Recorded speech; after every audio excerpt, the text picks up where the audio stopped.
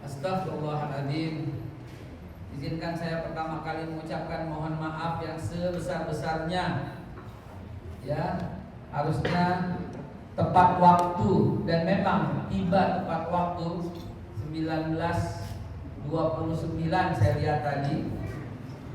Namun harus ada siaran dulu sebentar di TV One perihal pidato rapid ya di PBB yang menyatakan Israel mengakui negara Palestina.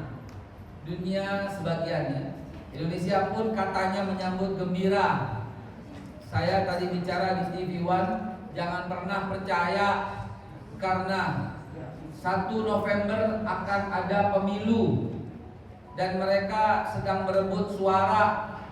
Ketahuilah banyak sekali penduduk di Israel yang bukan dari penduduk asli ya, yang bukan dari pendatang, itu banyak sekali yang tidak suka dengan pemerintahan Zionis di bawah Benjamin Netanyahu, sehingga mereka sedang pura-pura saja untuk ambil hati orang Arab Israel dan Israel Arab untuk mengambil suara. Jadi ini semacam pencitraan. 2016 Benjamin Netanyahu juga pernah berkata demikian di PBB yang mengantarkan dia menjadi Perdana Menteri Israel. Jadi ini akal-akalan rapid aja untuk meraih suara doang. Saya katakan, dan dia di PBB menyebut hubungan akan segera dibuka, berharap dia dengan Saudi Arabia dan Indonesia. Itu pidato Israel di PBB. Tapi insya Allah semuanya nggak akan terjadi, karena kalau kita buka berarti kita berkhianat kepada para founding father negara ini. Ya, dalam pembukaan PBB telah diucapkan bahwa penjajahan di atas dunia itu tidak sesuai dengan peri kemanusiaan dan peri keadilan, harus dihapuskan. Demikian Bapak Ibu sekalian. Maka dari itu saya minta maaf yang sekali lagi, dan alhamdulillah suara itu kan terdengar oleh jutaan pemirsa ya, dari Aceh sampai Papua, bahkan juga mungkin didengar oleh Israel, oleh Amerika, bahwa kita tidak akan pernah membuka hubungan diplomatik dengan mereka. Amin ya Allah ya Rabbal Alamin. Baik, kita mulai. Bismillahirrahmanirrahim. Assalamualaikum warahmatullahi wabarakatuh. Waalaikumsalam warahmatullahi wabarakatuh. Innal hamdalillah wa syukurillah ala nikmatillah. Wassalatu wassalamu ala Rasulillah sayyidina Muhammad ibn Abdullah wa ala alihi wa sahbihi wa mawalah, amma ba'du. Fa ya ibadallah usikum wa nafsi bittaqwallah faqad fazal muttaqun faqad fazal man ittaqa wa khaba man dhaba. Qala Allah Ta'ala fil Qur'anil Karim, a'udzu billahi minasyaitonir rajim, ya ayyuhalladzina amanu taqullaha haqqa tuqatih wa la tamutunna illa wa antum muslimun. Sadaqallahul adzim. Wa qala aidan wa'tasimu bihablillah jami'an wa la tafarraqu. Hadirin, saya inginnya berdialog yang lama, bukan hadirin mendengarkan saya, tapi saya juga ingin menimba ilmu daripada hadirin sekalian, para alim ulama yang hadir, para kiai, para ustaz, wabil khusus para DKM Masjid Istiqomah. Kamu hadirin, salah bisikan kita ini. Mungkin karena belum kopi, saudara-saudara. Atau kopinya udah dingin barangkali ini. Kopi udah dingin nih. Gak apa-apa, udah dingin, biarin Starbucks dingin. Hadirin terima Allah Subhanahu wa taala di Masjid Al-Muhajirin, orang-orang yang Muhajirin, orang-orang yang hijrah ya. Tadi juga saya belum salam sama semua yang ada di luar, saya minta maaf demi untuk kemarin itu dulu, nanti kita salam dan kita foto-foto ya. Karena itu standarnya. Bismillahirrahmanirrahim. Kopi dulu biar gak lupa.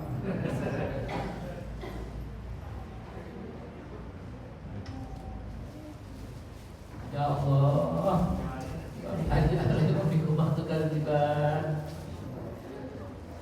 hadirin dimurkai Allah Subhanahu wa taala. Seringkali kita salah paham terhadap ukhuwah. Inilah materi kita hari ini, meluruskan kembali makna daripada ukhuwah. Meluruskan kembali daripada makna daripada persatuan yang hari ini telah terkoyak-koyak. Hari ini kita kalah. Siapa yang bilang kita menang? Hari ini kita kalah. Kita nggak pengen riba, tapi negara ini riba. Kita nggak pengen berutang, tapi negara ini demen utang. Ini bukan satu pilihan kita. Dan Presiden Jokowi bersama Pak Maruf Amin, bersama Pak Yusuf Kalla pada waktu sebelumnya itu berjanji tidak akan hutang. Silahkan kalau saya salah dituntut, silahkan buka beritanya, silahkan lihat di YouTube, di berita-berita semua. Itulah salah satu janjinya. Tapi sekarang demikian. Nah, kita nggak bisa berbuat apa-apa. Inilah kekalahan. Maaf, saya harus menyinggung nama karena memang begitu fakta dan keadaannya. Tidak sedikit pun mengurangi rasa hormat kita kepada presiden kita. Tidak. Tapi ini sekedar kritik karena saya akan membangun. Karena ini, negara ini bukan milik mereka semata, tapi negara ini milik kita semua. Hadirin dan bukan Allah Subhanahu wa taala. Kekuatan Islam hari ini tidak ada rontok-rontoknya. Tapi sekaligus jangan juga ikut-ikutan masuk ke dalam gereja. Umar bin Khattab melarang kita mengganggu orang yang mau Natalan. Tapi jangan juga ikut-ikutan merayakan Natal. Jelas ya? Jelas ya? Lakum dinukum. Ini persatuan, nggak usah ikut campur-campuran. Kalau kita dipaksa untuk ikut Natalan dianggap intoleran, nggak apa-apa, boleh. Besok rumah lo gue gedor subuh di masjid, mau nggak? Jadi begitu kan akibatnya. La haula wala quwwata illa billah. Kacau kalau begitu. Kurang musuhan apa? Kok bisa menyatu? Loh, yang berbeda akidah saja bisa bersatu. Ini sesama akidah, kok nggak bisa bersatu? La haula wala quwwata illa billah. Bagaimana ini saudara? Belum cukup contohnya. Sayyidina Ali bin Abi Thalib pernah berseteru dengan Muawiyah bin Abi Sufyan sampai terjadi peperangan. Tapi hari itu saja kemudian menyadari Ali bin Abi Thalib turun sebagai khalifah, Muawiyah turun sebagai gubernur di Syam. Lalu mereka sholat dan imamnya Sayyidina Ali dan makmumnya Muawiyah bin Abi Sufyan. Udah suasana mau damai, tiba-tiba Khawarij membunuh Muawiyah ketika pulang dan gagal. Membunuh Sayyidina Ali, berhasil. Membunuh satu lagi si siapa? Amr bin As, dan keburu berangkat ke Mesir. Berantakan persatuan. Intinya adalah Sayyidina Ali dengan Muawiyah pernah berseteru, tapi cuma sehari. Kemudian mereka langsung bersatu padu. Apa kurang contoh-contoh itu? La haula wala quwwata illa billah. Bukankah pernah terjadi pula ketika Paus Urbanus II membunuh 70.000 umat Islam yang ada di kota Yerusalem? Ada yang bilang 65.000, ada yang bilang 70.000. Dua catatan sejarah. Ya intinya lebih daripada 65.000 orang Islam dibunuh oleh Paus Urbanus II tahun 1095 tahun 1905 sampai 1999. 1909 maaf. 1899. 1099 maaf. 1095 sampai 1099. 80 tahun kemudian atau 1187 Sultan Salahuddin Al-Ayyubi kembali mengambil alih Yerusalem dan membebaskan semua. Bayangkan itu. Para pendeta udah ketakutan. Para ibu menggendong anaknya di gereja-gereja.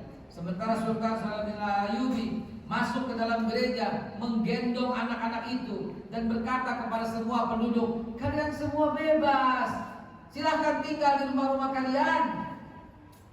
Seraya menguatkan perjanjian Wa'ad al-Umariyah di Yerusalem, di Al-Quds kalau kita bilang, memperbaharui perjanjian yang pada tahun 1187 di Ramallah dengan bunyi yang hampir sama, bahwa umat Islam tidak akan mengganggu dan setiap orang bebas. Bahkan Salahuddin Al-Ayyubi menjamin kalau mau tinggal di dalam kota dijamin keamanannya, hartanya, darahnya dan kehormatannya. Kalau mau keluar akan diantar di tempat tujuan, sampai tempat tujuan dijamin keselamatannya. Kok mereka bisa bersatu padahal berbeda akidah? La haula wala quwwata illa billah. Saudaraku, maaf. Ini harus saya buka sebentar karena berkali-kali dari siapakah? Saya takutnya dari Ayang. Ayang itu anak-anak juga termasuk, kan Ayang juga. Ya. Oh ternyata bukan Ayang, Oyong di sini. Ya Oyong ya. Hadirin sahabatku dimulakan Allah Subhanahu Wa Taala. Apa kurang contoh-contoh ini? Apa harus mencontoh dari yang lain? Apa tidak cukup contoh-contoh ini? Baik kalau tidak cukup, saya ceritakan beberapa contoh lagi yang merupakan dipraktekkan oleh orang-orang yang tidak kenal Islam. Kok mereka bisa bersatu? Siapa itu contohnya? Abraham Lincoln. Abraham Lincoln itu adalah presiden Amerika di tahun 1908. Abraham Lincoln itu pada waktu pilpres lah kalau kita bilang ya, pada waktu debat capres lah kalau kita bilang, dengan William Seward. Apa pada waktu itu ceritanya adalah William Seward ini ya. Oh saya salah, maaf, handphonenya kebanyakan, jadi mesti periksa satu persatu ini dari Ayang ya. Dia nomor kemarin ada 4 nomor sudah ada di soal ini. Ya Allah, afwan. Ini materi saya terakhir supaya ntar kita bisa bertanya jawab dengan indahnya ya. Bukan. Jadi Abraham Lincoln dengan Seward. Seward itu adalah William Seward namanya ya. William Seward itu adalah mungkin tidak pernah kenal Al-Quran. Begitu juga Abraham Lincoln mungkin belum pernah kenal Al-Quran. Tapi pada waktu itu sebelum debat pilpres itu Abraham Lincoln datang ke rumah William Seward. Dan ternyata di depan rumah kedengeran William Seward berkata, sengaja itu ngapain monyet datang ke rumah saya? Coba jangan motor-motorin tempat, usir monyet itu, kata Seward. Dan kemudian maju dalam debat besoknya. Dan ternyata pemilihan presiden itu dimenangkan oleh Abraham Lincoln. Ya, apa yang terjadi berikutnya, saudara? Abraham Lincoln mengangkat Seward sebagai the Secretary of the State, orang kepercayaannya. Lah kok mereka yang berseteru dengan manggil kata-kataan monyet ini bisa bersatu?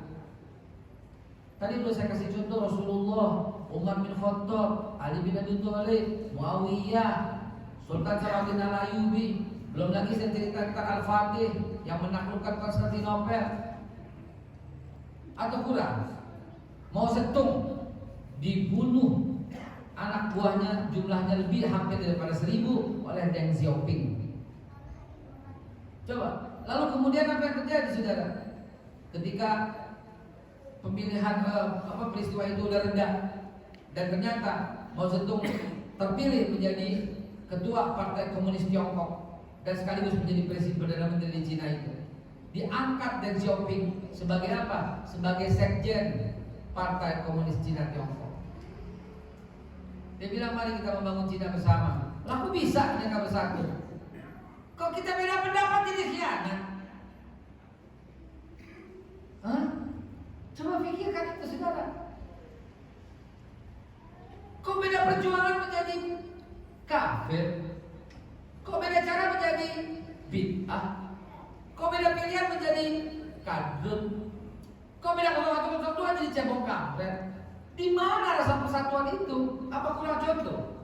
Bagaimana kalau Toyotomi dengan Tokugawa?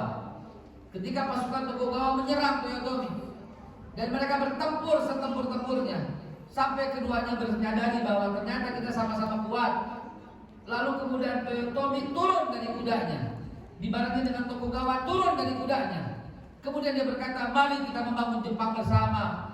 Akhirnya pasukan Toyotomi dan pasukan Tokugawa melempar semua tombaknya, melempar semua pedangnya, samurainya. Mereka berpelukan dan membangun Jepang bersama.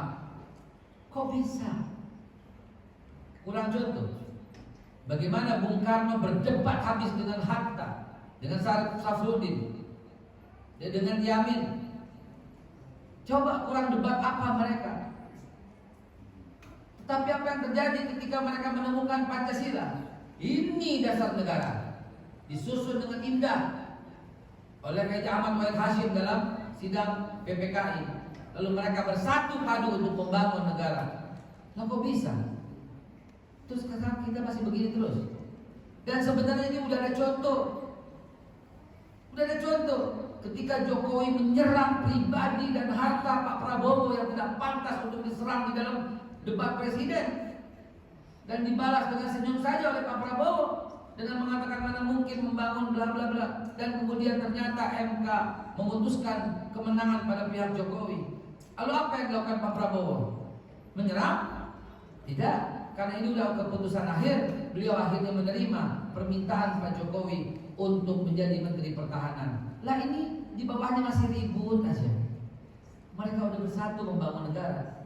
La haula wala quwata illa billah. Ternyata kita punya loh negarawan yang kayak yang saya ceritakan kepada Toyotomi, Tokugawa, Deng Xiaoping, Mao Zedong. Ternyata kita punya loh negarawan yang kayak begitu. Tapi kita masih menuduhnya dengan ada pasukan emak-emak terutama yang masih sakit hati dengan cara-cara seperti ini. Bukalah hatimu, Mak. Mari, Mak, dukung semua perjuangan kalau itu punya niat baik untuk Indonesia. Kalau tidak, kritiklah dengan kritik yang membangun, tanpa mencela, tanpa memaki, tanpa menghina. Dan bersatu padulah, la haula wala quwata illa billah. Kalau orang Sunda maunya kumpul sama orang Sunda, ini bukan persatuan, ini perkumpulan orang Sunda.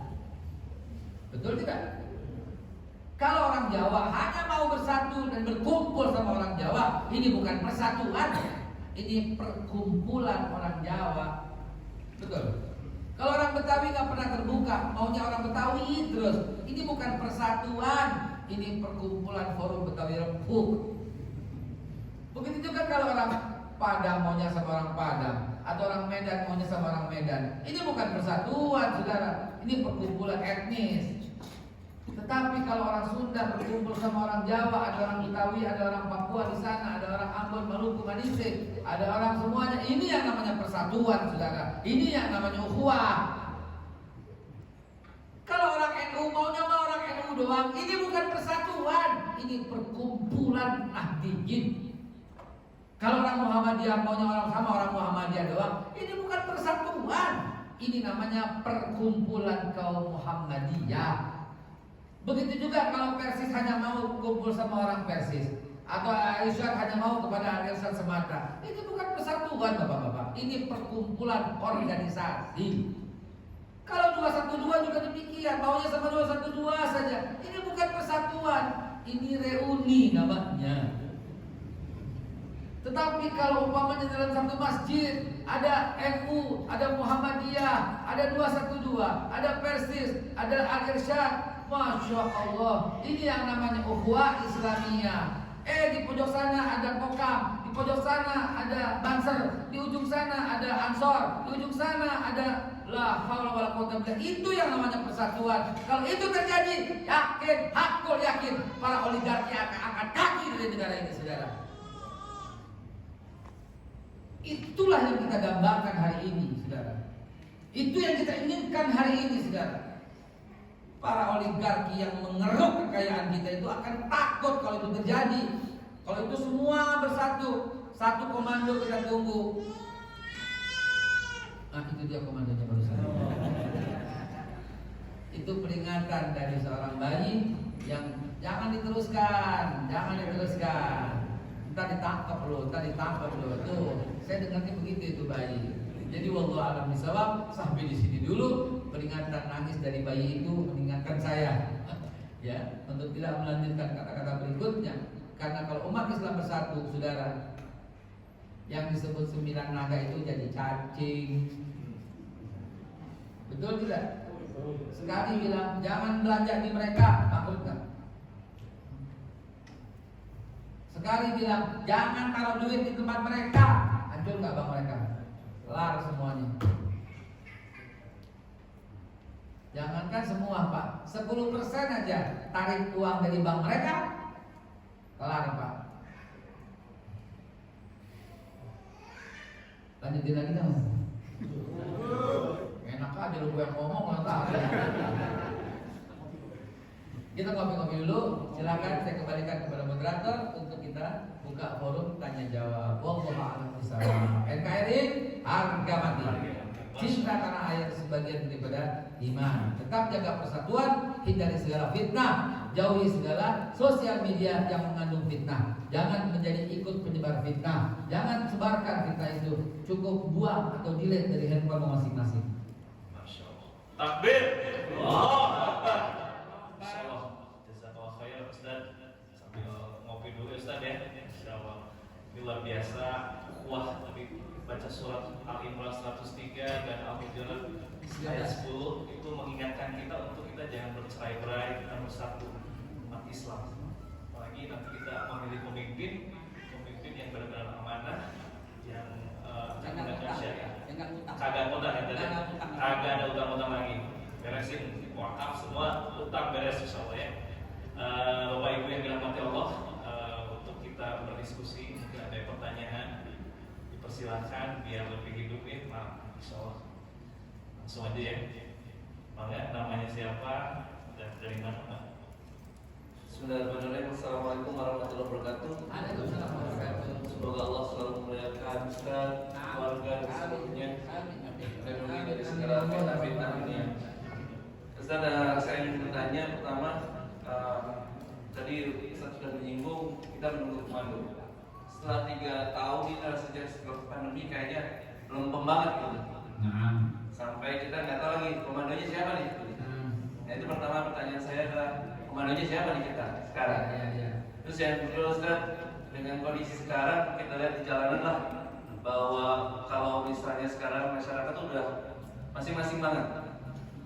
Kita lihat dengan kondisi sekarang bahkan dengan isu yang fakta yang luar biasa, BBM naik, nggak ada tuh. Kayaknya biasa-biasa aja, menelan aja gitu. Ini sampai-sampai padahal perih banget ya sebenarnya, dampaknya luar biasa. Tapi kenapa bisa faktanya sekarang tuh kayaknya, mohon maaf misalnya kayak misalnya dari negarawan nggak ada yang adem-adem aja gitu, dari agamawan juga adem-adem aja gitu. Apa karena udah pada masuk angin atau gimana misalnya? Mohon maaf sebelumnya. Mungkin itu saja yang saya tanyakan. Terima kasih. Assalamualaikum warahmatullahi wabarakatuh. Solusinya minum tolak angin Pak. Dengan wajah Pak Andi dari Pasir Bogor. Masya Allah. Ini Bogor. Gimana Pak? Solusinya minum tolak angin. Minum tolak angin.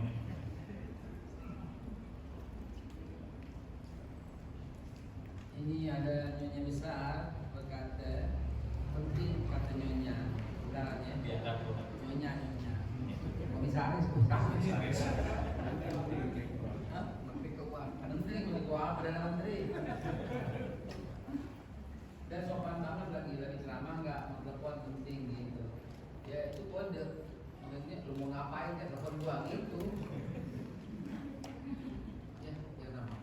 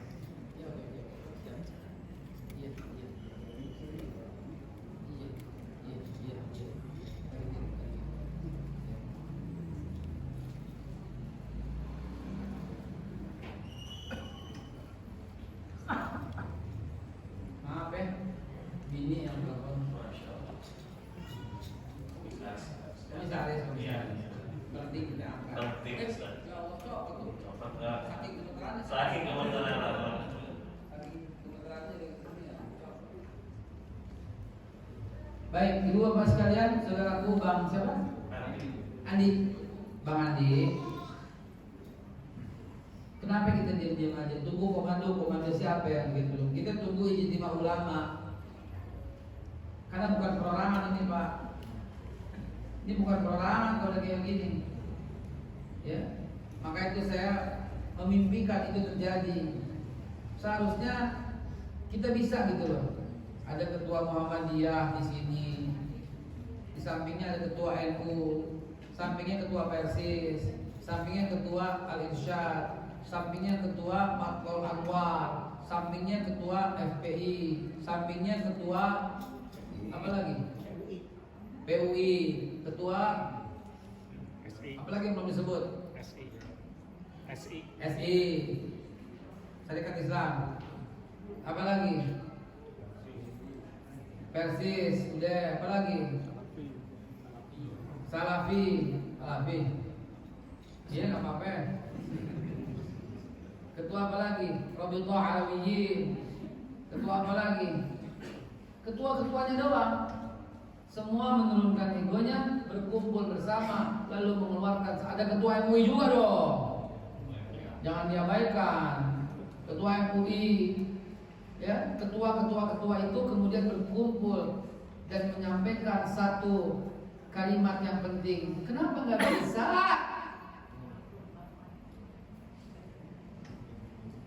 Indah banget kalau itu bisa. Ibu-ibu juga ketua BKMT, Badan Koordinasi Majelis Taklim Seluruh Indonesia. Siapa namanya? Ibu siapa? Ya Allah, anaknya Ibu Tukalawiyah.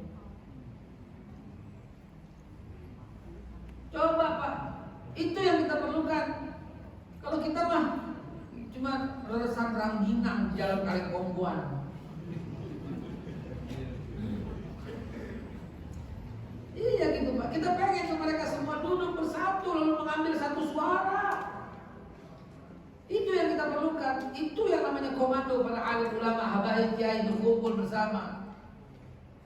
La haula wala quwwata illa billah. Tentukan nasib ini. Dulu mereka bersatu, Pak. Dulu dalam menjajah, dalam mengusir penjajah bersatu. Apakah sadar bahwa kita telah dijajah secara ekonomi, politik, budaya, sosial? Koleksos Budhan Kamnas lah begitu. Ini yang diperlukan. Gitu Pak. Jadi kenapa? Siapa yang kita tunggu? Itu yang kita tunggu. Apakah mereka kemasukan angin? Minum tolak angin. Maksudnya disogok begitu. Disogok. Nah, haula wala quwwata illa billah. Yang kalau ada yang kayak begini jangan diajak Pak. Biasanya menjadi racun dalam perjuangan. Ya, untuk Bapak ketahui, yang membunuh Sayyidina Ali bukan orang Nasrani, bukan orang Yahudi, tapi orang yang sholat di belakang Sayyidina Ali. Dialah Ibn Muljam. Yang membunuh Umar bin Khattab bukan orang Yahudi, bukan orang Paus Urbanus, bukan Paus Pendeta Sophanios, tapi Abu Lu'lu' al-Firuz. Orang yang sholat di belakang Umar bin Khattab. Coba bayangkan itu Pak. Itu sahabat yang memberitahu tempat persembunyian Jenderal Sudirman bukan Belanda, bukan Jepang, kan anak buahnya sendiri. Yang menyebabkan Sultan Ali Basyar bertempur dengan dibuang ya dengan Imam Bonjolnya. Siapa kalau bukan pasukannya sendiri? Ini fakta. Racun di tengah-tengah itu selalu ada saja. Nah, kalau yang begini nih Pak, yang merupakan racun dalam perjuangan. Apa harus saya ceritakan dengan lengkap bahwa tong gendut pahlawan dikhianati oleh anak buahnya sendiri? Untuk Bapak Ibu untuk ketahui juga, kalau saya tarik ke atas juga, yang mengkhianati Nabi Musa adalah umatnya Musa Samiri. Yang menyebabkan Nabi Isa dikejar-kejar untuk disalib adalah murid setianya Yudas Iskariot. Coba. La haula wala quwwata illa billah. Begitulah para pengkhianat selalu beredar. Naudzubillah, tsumma naudzubillah. Itu itu yang nggak pantas untuk kita ajak diskusi. Masukin film lagu aja, biar suaranya nggak kedengeran gitu ya. La haula wala quwwata illa billah. Syukur. Ini kalau ada diskusi banyak tadi. Betul. Ini depan ini belakang. Ustaz Khair, insyaallah. Saya insyaallah. Bismillah. Assalamualaikum warahmatullahi wabarakatuh. Waalaikumsalam warahmatullahi wabarakatuh. Alhamdulillah, Babeh tabarakallah Babeh. Baru kali ini saya menangkap wajah Babeh. Walaupun sering melihat di TV One, di medsos, baru kali ini melihat wajah Babeh. Nah, Syahdu ternyata betul. Beda dengan abang satu lagi, Bang Edi Sudiana. apa hubungannya?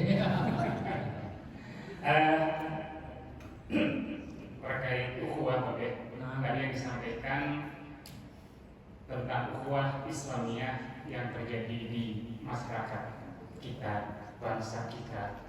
Ada satu kesalahan mungkin ya, karena tadi Babeh bilang bagaimana menyatukan ketua-ketua yang ada itu agar membuang ego-ego yang ada. Terus teori-teori yang disampaikan Babeh tadi bilang sudah mungkin dalam 1 bulan berapa ratus itu teori secara teori disampaikan agar persatuan jelas. Al-Imran tadi dibacakan. Tapi yang dibutuhkan adalah saya luruskan sejenak, bukan teori ratusan, bukan. Saya membatasi dalam 1 bulan hanya bicara di 100 masjid. 1 bulan 100 masjid. Saya batasin. Kalau lebih saya Superman kan, nggak sanggup. Jadi saya membatasi anak-anak kalau menerima jadwal 1 bulan cukup 100 masjid, jangan lebih dari itu. Gitu. Ini yang ketiga nih hari ini di Bandung. Ya, kalau sehari 3, sebulan berapa ya? 90. Aduh, itu juga udah berat banget Pak ya. Pertama kalau Sabtu Minggu, Sabtu Ahad bisa 5-6. Musim Maulid, ampun. Jadi 1 bulan cukup 100. Itu yang saya maksud. Jadi saya maksud dalam 1 bulan saya hampir 100 kali bicara persatuan di berbagai masjid. Tapi toh tuduhan khianat, munafik, 2 kaki, 5 kaki, tetap aja. Ketika ada orang menurut saya, Ustaz Mekal 2 kaki, iya, lu 4 kaki sih, babi kan 4 kaki gitu. Masya Allah. Iya. Tadi secara teori Babeh sudah dalam 1 bulan maksimal 100 kali. Artinya masyarakat bangsa Indonesia sudah tercerahkan oleh Babeh minimal 100 kali. Nah, insyaallah minallah ya rabbal alamin. Yang akhirnya dibutuhkan adalah bagaimana teori itu bisa dipraktekkan ya. Teori bisa dipraktekkan. Tadi yang Babeh contohkan banyak sekali contoh-contoh yang mengangkat permusuhan menjadi persatuan. Nah, saya kurang masih belum puas ya, karena Babeh menceritakannya contoh-contohnya para sahabat gitu. Karena kita berbicara ukhuwah Islamiyah di Indonesia, adakah contoh yang selain Pak Jokowi dan Pak Prabowo yang kemarin sekarang sudah akur, tanda kutip akurnya Bapak kita melihat sejarah-sejarah masa lalu, sejarah perjuangan bangsa Indonesia. Adakah orang-orang yang katanya umat Islam ingin bersama-sama membangun ukhuwah, memperjuangkan kemenangan Islam di Indonesia? Terus kedua, saya pengen real dalam hal tadi yang dicontohkan Babeh. Bisakah Babeh bersatu? Misalkan kami belum melihat, bahkan mungkin tanda kutip lagi masih terjadi persatuan antara misalkan Pak Yakut Menteri Agama, Babeh dengan Pak Yakut ngumpul dengan PBNU-nya Pak ya sekarang Agil Sore boleh. Artinya ini ketika kita masyarakat melihat bahwa ternyata ada tokoh 212 contohnya Babeh bisa bertemu, bisa terlihat, bisa menghasilkan satu kata yang menggerakkan kami yang di bawah tadi yang disampaikan komando itu, sehingga kami merasa oh betul. Jadi bukan hanya teoritis saja, praktisnya jelas bisa dilakukan gitu. nah, Terus Yang ketiga ini, apakah masyarakat Indonesia, bangsa Indonesia lupa dengan sejarah yang adanya Semapur Bronyong yang jelas itu memecah belah? Ada lagi yang namanya Senefit, itu sangat memecah belah. Gitu. Sehingga apakah tidak cukup dengan pelajaran yang dulu kami SMA itu dapatkan, itu menghantarkan itu. Baik, saya menangkap. Nih ya. Ini saya langsung Pak buktikan. Saya WA kepada siapa ini Pak? Yang keras baca. Bapak Yakut Komas. Ini langsung Pak, saya buktikan. Saya bilang apa? Assalamualaikum Pak Menteri. Nah, centang berapa?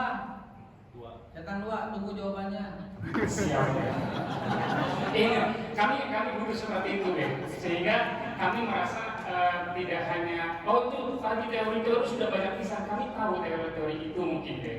Alhamdulillah sudah terbukti kalau Babes ya.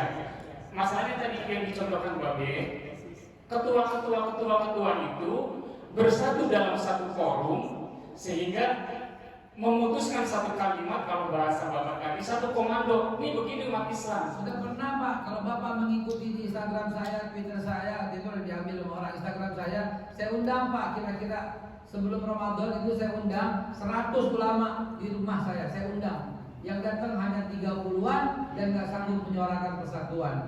Habis Ramadan saya undang lagi Pak, yang datang malah cuma ketua-ketua masjid doang. Lalu kemudian saya undang lagi di rumah Kiai Antum, pasti kenal lah semuanya. Ternyata akhirnya kita buat WhatsApp group, ya WhatsApp group kita buat.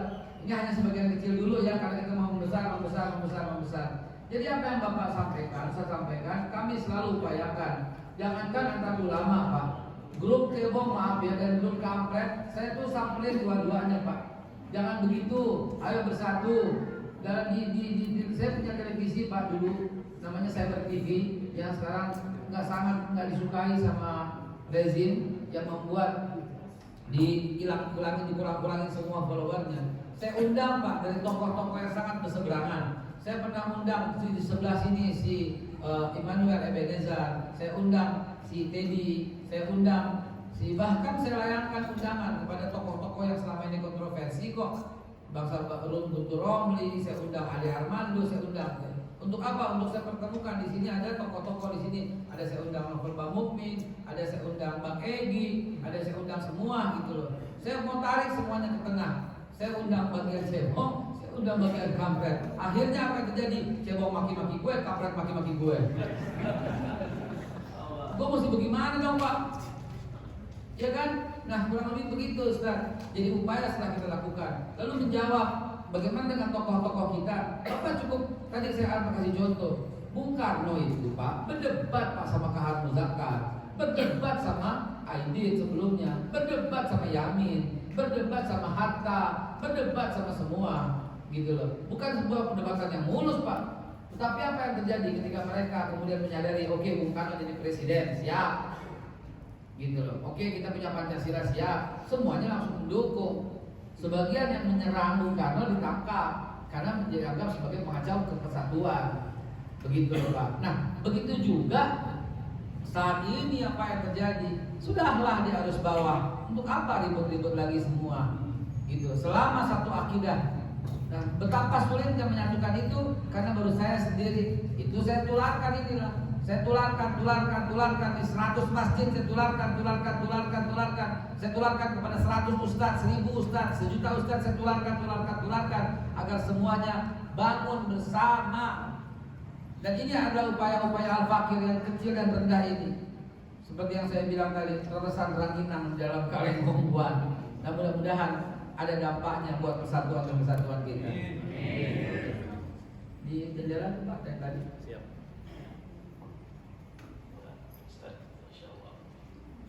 Belum dijawab ya, saya dijawab. Assalamualaikum Pak Menteri. Lagi rapat gitu. Enggak, ini centang 2 dan lagi online dia. Lagi rapat gitu ya. Terima kasih Pak Ustaz. Nah, Alhamdulillah, nama saya Hakim Pak. Ustaz, silakan. Jadi kita menghadapi tantangan zaman ini berat sekali. Jadi salah satunya para masih dan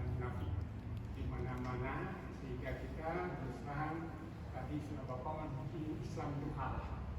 Nah, untuk kita menang, salah satunya adalah kita harus mencari figur yang soleh. Dan kami serang aja walaupun belum katakanlah deklarasi atau pendukung kuat, kami lebih condong bagaimana memperjuangkan Anies Baswedan menjadi calon presiden. Mancing. Dan Bapak yang banyak akses ke sana kemari, bagaimana kalau dia diusung, karena baru satu partai yang sudah terbuka akan mencalonkan Anies. Baik. Oleh karena itu mungkin Bapak diusahakan menjadi Akholar atau apa lah yang jelas Anies jadi presiden kita. Baik, terima kasih. Saya langsung gerabang ke kopiah. Baik, saya jawab. Bismillahirrahmanirrahim. Jawabannya Pak ya? Japri kita. Hari ini kita disajikan dengan survei-survei dengan Anies dan Ganjar. Seolah-olah Ganjar milik kelompok kiri dan Anies milik kelompok kanan. Salah satu di antara mereka terpilih, maka akan 5 tahun ke depan lagi kita masih berkata-kata cebong kampret lagi. Sampai kapan ini bersatu? Maka alangkah baiknya kalau mereka berdua adalah presiden dan wakil presiden. Atau kalau mereka masih baru dan belum lengkap, alangkah baiknya Pak Prabowo lagi dan Pak Jokowi lagi, lah silakan gitu, Prabowo Jokowi gitu. Atau ternyata apabila PDIP kepengen ada juga Ibu Puan di sana gitu. Atau misalnya Pak Surya Paloh juga di sana, atau Pak Manwarfa juga di sana, atau Pak Erlangga juga di sana. Wallahu a'lam bishawab. Wallahu a'lam bishawab. Insyaallah, amin ya Allah ya rabbal alamin. Takbir insyaallah. Beliau lagi bertanya soal partai soalnya, Pak. Jadi saya jawabnya pakai partai juga. Tapi beliau sebenarnya Habib Rizik sama namanya. Oh namanya berapa? Habib. Oh masya Allah Pak Habib. Ya. Jadi apa yang Bapak sampaikan itu tidak layak untuk kita diskusikan di masjid.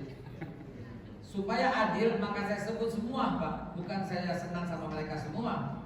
Bapak tadi sebut Anies Baswedan, saya sebut lagi semua calonnya. Ada Ganjar, ada Puan.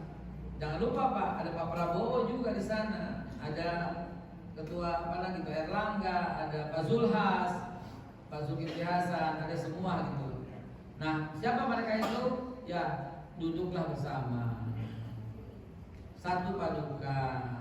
Hentikan dominasi oligarki, ya, gitulah Pak. Kemarin Bapak kan minyak goreng lihat kan, betapa dahsyatnya kan? Itu kan kerjaan siapa? Oligarki kan? Dan hebatnya Pak Zulhas kan, yang tiba-tiba jebret 3 hari turun, ternyata normal kan oleh Pak Zulhas kan? Nah itu juga prestasi yang mesti kita hargai, ya kan? Begitu juga siapa lagi? Pak siapa belum saya sebut ketua partai? Caimin. Siapa lagi yang belum sebut ketua AHY. PKS belum ya, Pak Ilian Nur Wahid, Pak Mardhani Alisera, Habib Salim, Abu Bakar Al-Habsyi dan semuanya. Semuanya mereka duduk bersatu insya Allah buat NKRI kita Pak. Ya, amin ya Allah ya Rabbal. Baik. Jangan di masjid ya Pak ya. Jangan aja ntar ya. Jadi ramai ya. Ada lagi mungkin dari ibu-ibu ada yang mau bertanya monggo. Ibu-ibu mana barisan sakit hati? Bapak-bapak. Ada lagi nih. Nah.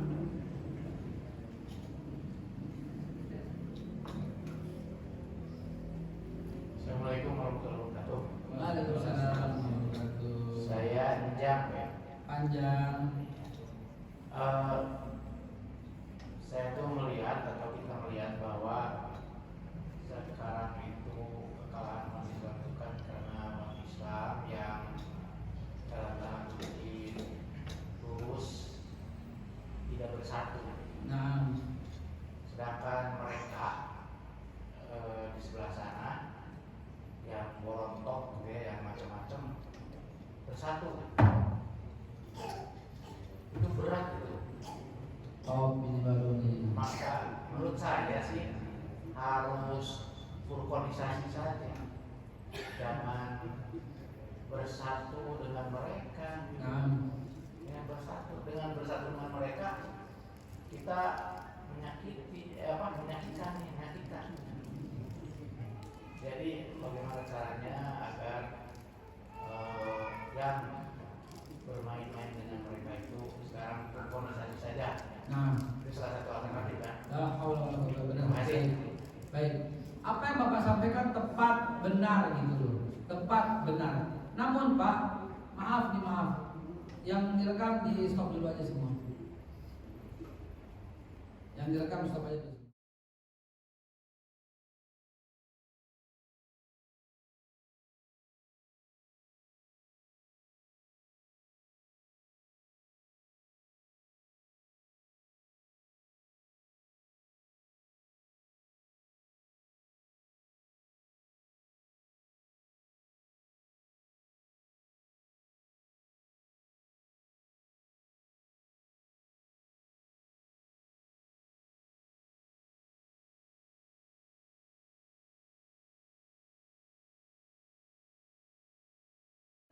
Kalau laki-lakinya pulang, kasih makan yang enak, dukung dia, doakan dia, selalu ingatkan dia. Dan anak-anak ajarkan dengan tauhid yang lurus, tauhid yang lempeng, ajarkan sejarah yang baik. Ya, alhamdulillah saya telah menulis banyak buku soal sejarah. Cari di YouTube dah, ada tentang sejarah gitu ya. Pegang itu baik-baik. Ya, anakmu ajak ke masjid, suamimu suruh ke masjid, itu yang Anda lakukan dan itu lebih dari cukup. Dan kalau seandainya ada demo, siapkan makanan buat demo.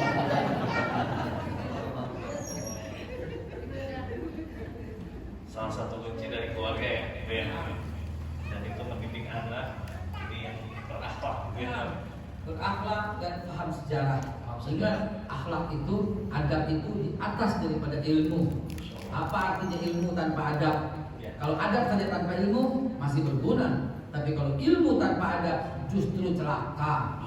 Bayangkan ini, adab ilmu. Orang beradab terus, tapi nggak punya ilmu, nggak apa-apa, masih berguna. Tapi kalau ilmu nggak pakai adab, ini celaka, ini khianat. Dia akan menggunakan ilmunya untuk segala macam yang jelek-jelek. Jadi adab itu di atas ilmu. Ajarkan adab pada anak-anakmu. Adab dalam bahasa Indonesia mungkin dianggap moral, ya. Dan moral itu telah hilang karena PMP sudah nggak ada lagi di pelajaran sekolah. Masya Allah, barakallah. Ustaz, Insya Allah terima kasih banyak. Ini terakhir ada nih. Oh, masih mumpung di sini tadi. Ini yang undang ya, mungkin.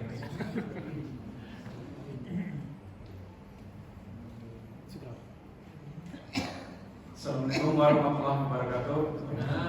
Semoga Ramadan, semoga Ustaz Haikal selalu dilindungi Allah, semoga diberi kesehatan dan umur yang panjang. Amin. Tadi saya tertarik, nama saya Bobi. Saya tertarik dengan berbicara tentang ukhuwah Islamnya. Tadi disampaikan beberapa dari saudara-saudara kita juga menyampaikan tentang pentingnya ukhuwah Islamnya. Saya mendengar tadi ada Snow Brain-nya, kemudian ada beberapa dari tentang menceritakan bahwa kita itu dipecah-pecah. Ada beberapa teori dari Gertz juga itu yang mengatakan bahwa ada teori abangan dan teori santri kan. Juga ada pernah dipakai di negara kita. Jadi ketika saya tadi mendengarkan Ustadz Ustandi membacakan Al-Quran di surat Al-Imran, di mana disebutkan di situ bahwa firman Allah mengatakan bahwa wa taqsimu bihablillah jami'a wa la tafarraqu, bahwa di situ dikatakan kita ini dianjurkan jangan berpegangan dengan tali Allah. Bukan dianjurkan, cara. Ya, diwajibkan. Perintah. Walanya di situ laknahi. Laknahi itu haram. Wala tafarraqu, lakni itu laknahi. Dengan tak di situ. Jadi maksudnya jatuh haram. Jadi berpecah belah hukumnya haram. Betul. Yang saya maksudkan di situ artinya bahwa kita itu diwajibkan untuk berpegangan tali Allah dalam rangka kita itu jangan sampai berpecah belah. Bahkan sekarang kalau kita amati ada Islam menganjurkan sistem moderasi, di mana kita yang tadi disampaikan Ustadz tadi, kalau ada partai-partai kita berkumpul bersama, di mana waktu kita berkumpul kita membahas bagaimana umat Islam itu bersatu, tidak hanya membicarakan tentang bid'ah atau kafir atau pemahaman satu sehingga menimbulkan disparitas di situ. Ada perbedaan-perbedaan yang mengakibatkan kita terpecah belah. Tafarruq tadi di situ. Di sisi lain di ayat Al-Qur'an dikatakan bahwa kita ada wasatiyah. Wa kadzalika ja'alnakum ummatan wasatan. Di ayat Al-Baqarah 143. Nah, ketika ada perbedaan itu, bagaimana kita mengembalikannya kepada Al-Quran itu, supaya umat kita tidak terpecah, konteksnya harus kembali kepada Al-Quran. Dengan Islam moderasi itu gimana untuk tanggapan Ustadz Haikal terhadap umatan wasitiyah, konteks umatan wasitiyah, sehingga kita satu tauhid yaitu la ilaha illallah. Jadi kita dalam ilah, jadi tentang Allah untuk bergerak menjadi kesatuan umat yang utuh. Assalamualaikum warahmatullahi wabarakatuh. Ini kalau dilanjutin sampai jam 1 kayaknya gitu. Ini terakhir ya? Ini terakhir ya? Bismillahirrahmanirrahim. Begini Pak, pertanyaan Bapak cukup bikin gerak saya juga nih ya. Makanya saya buka kopiah. Begini Pak, Bismillahirrahmanirrahim. Sebutan Islam moderasi itu ternyata berawal dari sebuah riset yang sedang berkembang saat ini, di mana masjid-masjid banyak berubah, ya, banyak berubah, tiba-tiba dipecah belah. Ini masjid sunnah, ini yang enggak sunnah. Di situ Pak awal mulanya. Akhirnya ada yang sekelompok umat begitu gampangnya menyatakan saudaranya itu bid'ah dan haram baginya duduk bersama kami, yaitu kami yang disebut ahli bid'ah. Kita ketahui kan Pak, di sini Islam Ahlus Sunnah wal Jamaah yang sangat toleran, tetapi adanya kelompok-kelompok yang begitu gampang menuduh kita ini sesat. Itu yang disebutnya Pak. Jangan seperti itu. Maka disebutlah istilah yang Bapak sampaikan tadi. Memang Pak, kita sependapat bahwa kita harus kembali ke sunnah, tapi tidak harus mencela orang-orang yang tahlilan. Memang kita harus kembali ke sunnah, tapi tidak perlu membid'ah-bid'ahkan orang yang maulid. Ada jalan tengahnya itu. Jalan tengahnya itu adalah, jadi kalau Anda mau maulid, maulidlah. Kalau Anda tidak mau berdiri, ya silakan duduk saja ketika syuraqal. Gitu loh Pak. Ini kan orang-orang yang sangat kaku dalam begitu. Kalau antum mau ziarah kubur, ya ziarah kubur saja. Jangan sampai menyembah-nyembah atau minta dengan kuburan.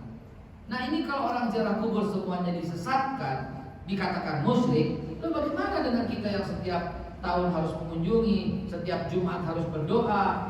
Dan bukankah ada contoh Rasulullah berziarah kubur? Begitu. Nah istilah itu muncul untuk membatasi yang tadi-tadi itu loh Pak. Pak, ini sangat serius Pak masalahnya. Saya lagi mengajar ya, pengajian di Sunter. Di Sunter itu di sebuah ya spare part motor terbesar di seluruh Indonesia. Depannya F. Spare part terbesar di Indonesia. Tahu nggak Pak? Ketika saya ngaji, satu orang datang tuh bawa koper. Saya bilang baru tuh pengajian bawa koper. Dia datang dan curhat kepada saya. Kenapa? Saya diusir sama istri saya, Ustaz. Loh Pak, nggak salah dengar saya. Iya Pak, karena kebetulan tuh rumah punya dia, saya diusir. Kenapa Bapak diusir? Karena ketahuan saya ikut tahlilan.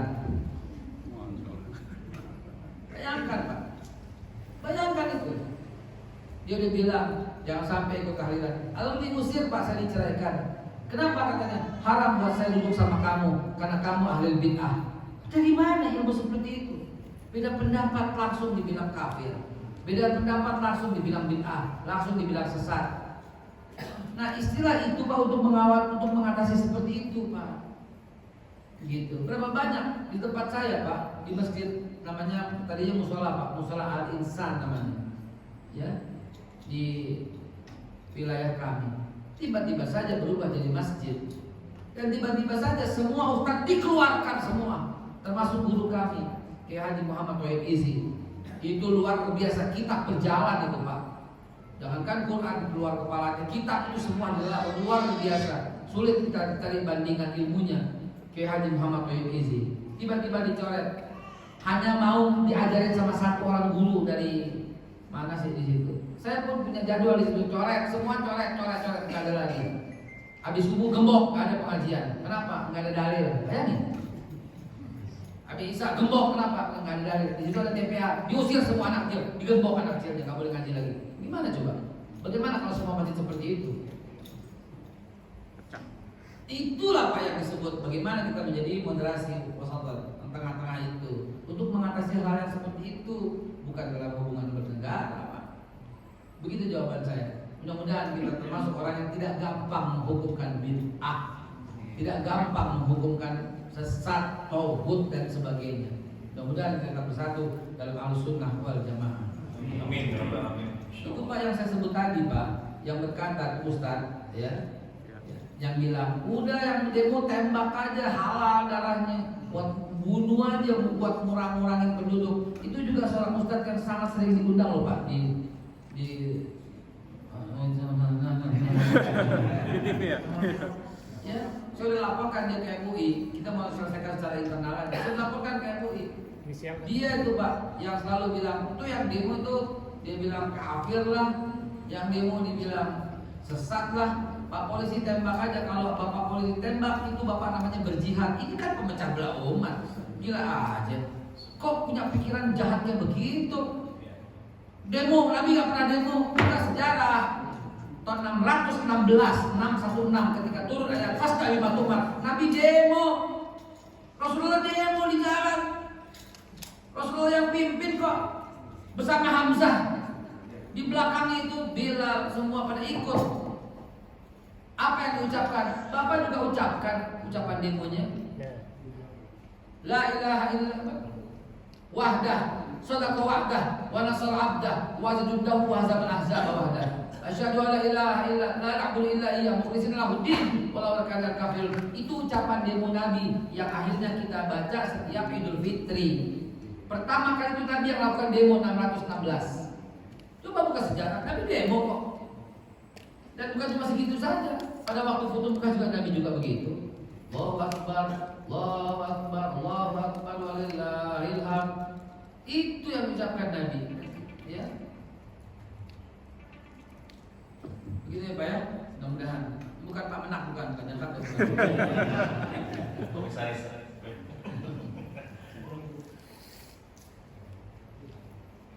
Allah a'lam. Ya betul. Terakhir ya, ini terakhir ya. Ini kartun. Terakhir sekali. Ketua Jamaah Tabligh, Masya Allah. Bismillahirrahmanirrahim. Assalamualaikum warahmatullahi wabarakatuh. Waalaikumsalam. Saya Arif Sugandi dari DKM Baitur Rahman. Saya Dapat apa Pak? dari DKM Baitur Rahman sini. Oh, saya dengar apa? Kau dari saya. Yang pertama, setelah mungkin udah beberapa tahun dan apalagi 1 bulan kurang lebih 100 kali mensosialisasikan, mengajak supaya Islam bersatu.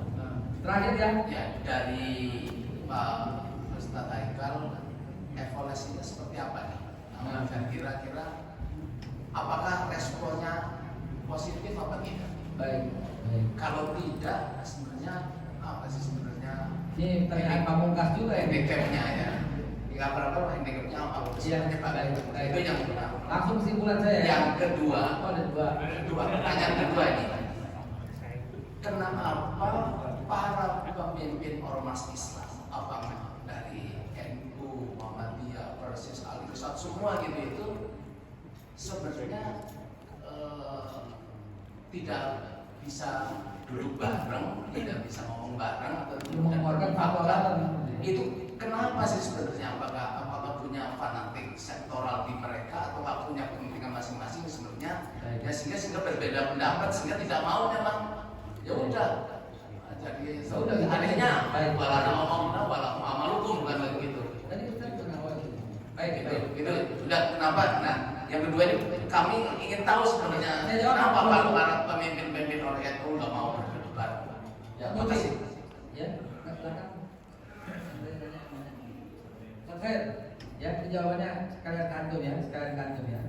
Saya jawab yang kedua dulu Pak, karena sebenarnya pertanyaan Bapak yang pertama itu pamungkas, kesimpulan. Dan juga kesimpulan akhir dari apa yang saya sampaikan. Saya jawab pertanyaan yang kedua dulu, saya jawab. Ya, saya jawab. Jawabannya adalah Bapak selidiki tentang Cipto Mangunkusumo, Wahidin Sudirohusodo dengan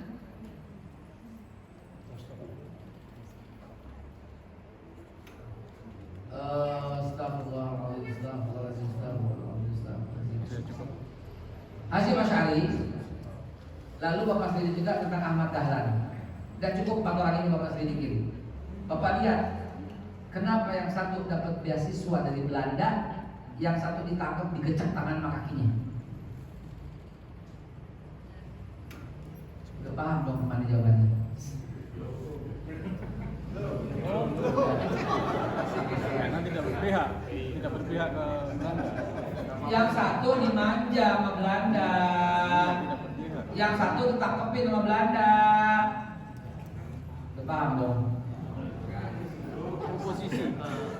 Yang satu dikasih duit sama Belanda, disekolahin sama Belanda, dipuji-puji sama Belanda, diangkat sama Belanda. Yang satu ditangkap, digecek tangannya, digecek kakinya sama Belanda, sampai nggak bisa, sampai luka menanah tuh kayak Ahmad Dahlan. Tapi kondisi seperti yang sekarang ini seperti itu. Itu kesimpulan Bapak, bukan saya. Bisa aja Bapak. Saya cuma bilang Bapak pelajarin, biar tahu. Emang Belanda nggak boleh pergi haji? Difasilitasin Pak, tapi tergantung siapa yang berangkat. Bagaimana perlakuan Belanda membeda-bedakan antara Al-Irsyad, Jamiatul Khair, Matlul Anwar. Bagaimana perlakuan Belanda kepada mereka semua? Bapak lihat masjid mana yang dibantu sama Belanda, masjid mana yang diratain sama Belanda. Bukan lagi sejarah coba. Ini saya akan jelas jawabannya untuk kenapa kita nggak bisa bersatu. Pertanyaan pertama, itu yang pamungkas. Kesimpulannya apa? Kesimpulannya harus duduk di tempat yang tertinggi. Doain bisa menjadi menteri di bidang pendidikan. Agar apa? Agar bisa meluruskan kurikulum yang udah kacau oleh Snogor Kroni ini. Snogor Kroni ini Pak biang kerok. Dulu Pak pada tahun 68 Buya Hamka, Nasir pernah mengadakan seminar di Medan. Yang hadir tuh Buya Hamka, Nasir, Abdul Haris Nasution, ada Malik. Saya dapat itu stensilannya karena ayah saya adalah salah satu petinggi di Al-Irsyad dan mewakili Indonesia bahkan ke luar negeri. Ayah saya almarhum itu dapat tuh, dan itu diusulkan gitu, diusulkan supaya dirubah. Secara pribadi Bung Karno pernah mendapat usulan dari almarhum Buya Hamka, namun tidak diluruskan. Kemudian diusulkan lagi di zaman pemerintahan Pak Harto, belum juga diluruskan. Sebenarnya kesempatan emas ini loh. Presiden Jokowi mengakui ada makam sahabat di Barus, Tapanuli, Tapian di Sibolga. Pada waktu konferensi Islam Asia Afrika di Bandung tahun 2016, Pak Jokowi membawa utusan-utusan negara asing ke Barus, Sibolga untuk melihat makam para sahabat Nabi yang singgah di Aceh dan wafat di Sibolga. Itu kesempatan emas. Bohong selama ini. Islam masuk dagang Gujarat dari India, bohong. Tahun 1400 bohong. Tuh para sahabat makamnya tahun 635. Nabi wafat 632. Baru 3 tahun Rasulullah wafat sudah sampai para sahabat dakwah ke Indonesia. Tuh, mesti diluruskan, tapi itu nggak diambil kesempatan. Nadiem Makarim, Gojek dan kawan-kawannya akhirnya yang diuruskan sosial, yang diluruskan selalu urusan high tech. Dia lupa gitu loh, bahwa ada akar yang mesti diluruskan, yaitu adalah sejarah harus diluruskan. Bagaimana kok surat menyurat antara Raja Sri Indra Farman tahun 711, surat menyurat kepada yang mulia Khalifah Umar bin Abdul Aziz tahun 711 sampai 718. Itu ada surat menyuratnya di Oxford. Pemerintah mesti minta ke Oxford. Saya sudah datang pakai Inggris Pak ke Oxford Pak. Pemerintah resmi Oxford bagi gua suratnya, minimal kopinya kan, buat masuk dalam sejarah bahwa Raja Sri Indra Farman masuk Islam atas dakwahnya Khalifah Umar bin Abdul Aziz. Tahun 711 loh Pak. Ada, mana coba? Nggak ada sampai sekarang. Saya kecepatan 646 dalam bukunya Sejarah Nusantara oleh Buya Hamka. Buya Hamka menulis zaman pemerintahan Khalifah Utsman bin Affan itu sudah tiba di Kalingga. Kalingga itu Jepara kalau sekarang. Dan mengajak Ratu Sima dan anaknya Jai Sima masuk Islam. Siapa yang ajak? Utusan Utsman bin Affan, Muawiyah. Coba, apa sampai itu? Itu yang perlu diluruskan. Jadi kesimpulannya Pak, harus duduk di tempat tertinggi. Masuk jadi anggota DPR RI. Untuk apa? Untuk Islam, untuk Indonesia kok. Untuk mengikis habis segala kebohongan. Bukan untuk mendirikan negara lain, bukan. Jangan curiga, ngapain? Bukan untuk berpro kepada negara-negara lain. Enggak, kita jati diri kita itu NKRI, itu jati diri kita. Nggak bakal kita pindah ke yang lain. Karena kita udah sepakat pendiri negara ini Pancasila. Kalau nggak suka dengan Pancasila, jangan di Indonesia, keluar dari Indonesia. Itu yang kita pegang. Kita mau kembalikan itu. UUD 45 yang asli dan murni dan konsekuen mesti kembali. Nggak boleh seperti yang sekarang ini. Mohon maaf, silakan berdebat dengan saya Pak, bahwa pilpres langsung tidak cocok dengan Pancasila kita. Silakan Pak. Ayo silakan. Kita buka forum berdebat secara ilmiah. Pilpres langsung tidak sesuai dengan sila keempat. Kerakyatan itu harus dipimpin dengan hikmah. Kebijaksanaan dalam permusyawaratan perwakilan, bukan langsung. Dulu yang nggak langsung itu yang benar sesuai dengan Pancasila. Pak, Amerika udah berapa tahun merdeka? Amerika berapa tahun merdeka? 147 tahun merdeka. Hampir 200 tahun Amerika merdeka. Sampai sekarang nggak bisa langsung. Lah kita dengan sosial media begini berani-beraninya langsung. Akhirnya apa? Kecurangan tak terhindarkan. Seperti kata Pak SBY, bukan kata saya loh ya. Akhirnya apa yang terjadi? Uncontrollable. Sudah waktunya kembalilah ke Pancasila dan Undang-Undang Dasar 45 yang murni dan konsekuen. Kembalilah dengan Eka Prasetya Pancakarsa. Boelah. Kalimat apa itu? Satu tekad untuk melaksanakan 5 kehendak yang diuraikan dalam BP 7. Itulah yang membuat negara kuat. Luruskan sejarah kita. Wajib sebelum pulang sekolah anak-anak kembali menyanyikan lagu wajib. Satu nusa, satu bangsa. Itu dinyanyikan di istana mestinya. Maju tak tutar. Halo Bandung. Lihat istana kemarin. Kok ini kok dibanding-banding Bagaimana istana terhormat?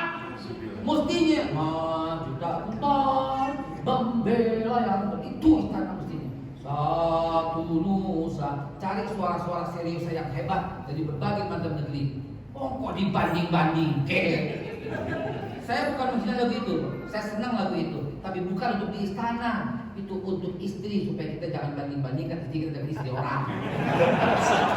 Alhamdulillah ayat majma'in enggak kelar-kelar. Wallahu a'lam bishawab. Assalamualaikum warahmatullahi wabarakatuh. Waalaikumsalam. Masyaallah. Jazakallahu khair Ustaz. Semoga antum sehat. Allah muliakan. Ustaz, salah satu doa orang muslim itu ya doa ya. Kita berdoa malam ini, siapa tahu salah satu dari kita ini Ya Allah bisa merubah bangsa ini, Amin ya Allah. bisa merubah bangsa kita menjadi syariat sesuai Islam. Pimpinnya aman dan adil insyaallah. Amin ya Allah. A'udzubillahi minasyaitonir rajim. Bismillahirrahmanirrahim. Alhamdulillahirabbil alamin. Hamdan syakirin hamdan na'imin. hamdan ni'amahu yukaffir mazidah. Ya Allah ya Rabbana lakal hamdu wa lakal syukru kama yanbaghi li jalali wajhika karim 'azim sultanik. Allahumma shalli ala sayyidina Muhammad fil awwalin wal akhirin wa ala baqiyati ashabi wasallallahu ajma'in. Allahumma malikal mulki tu'til mulka man tasha wa tanzilul mulka mimman tasha wa tu'izzu man tasha wa tudhillu man tasha bi yadikal khair innaka 'ala kulli syai'in qadir. Ya Rabb tulijul laila fin nahar wa tulijul nahara fil lail wa tukhrijul hayya minal mayyit wa tukhrijul mayyita minal hayy wa tarzuqu man tasha'u bighairi hisab. Ya Rabb adkhilna mudkhala sidqin wa akhrijna mukhraja sidqin waj'alna min ladunka sultanan nasira waj'alna min ladunka sultanan nasira waj'alna min ladunka sultanan nasira. Ya Allah fansurna 'alal qaumil zalimin fansurna 'alal qaumil munafiqin fansurna 'alal qaumil zalimin wal munafiqin fansurna 'alal qaumil kafirin fansurna 'alal qaumil musyrikin fansurna 'alal qaumil mutakabbirin fansurna 'alal qaumil mutaffifin fansurna 'alal qaumil mukadzirin fansurna 'alal qaumil jahilin fansurna 'alal qaumil fasikin fansurna 'alal qaumil fitnah fansurna 'alal qaumil fitnah fansurna 'alal qaumil fitnah. Allahumma min ala siratikal mustaqim waj'alna wa yahumma mutma'innina bil iman. Allahumma 'alil islam wal muslimin wa ahlikal kafarata wal musyrikin wa damir a'daka a'ad-din. Allahumma mazzid jam'ahum Allahumma saddid samlahum Allahumma kfinihim bima syi'ta Allahumma kfinihim bima syi'ta Allahumma kfinihim bima syi'ta Allahumma kfinihim bima syi'ta Allahumma kfinihim bima syi'ta Allahumma kfinihim bima syi'ta Allahumma kfinihim bima syi'ta ala aziniyah wa likulli datin salihah wa ila hadratin nabi al-fatihah. Alhamdulillah rabbil alamin.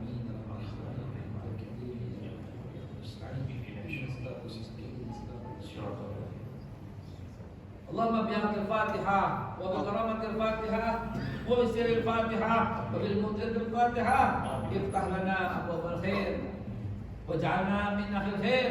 Ya Allah ya farijal ya kasifal gham ya man ya yarham wa akhirul alhamdulillahi rabbil alamin. Allah amin ya rabbal alamin.